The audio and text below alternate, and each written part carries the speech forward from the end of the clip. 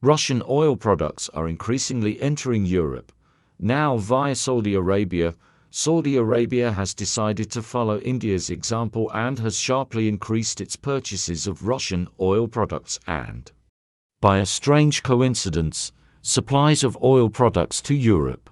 As Bloomberg wrote, citing data from analytical company CLA, a sharp increase in diesel imports from Russia to Saudi Arabia has been recorded since March this year. In April, the kingdom overtook the US to become the world's second-largest exporter of diesel and gasoil, behind only Russia. Meanwhile, about 35% of all April exports of these goods went to the EU and the UK. The publication concludes that Saudi Arabia buys Russian oil products and then sells them to Europe as its own. India has long been engaged in similar trade, but it prefers to buy crude and sell it to Europeans as a processed product, making little secret of what raw material it is made from.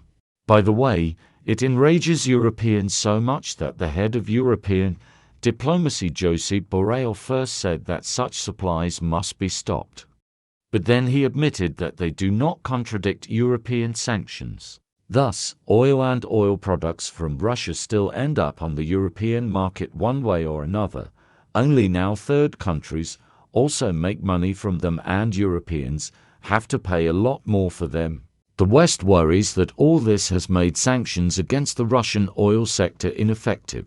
According to the US channel CNBC, citing a report by the Finnish Energy and Clean Air Research Center, in March and April, Russia has already restored its oil export revenues to the level of November 2002, which is the ceiling period.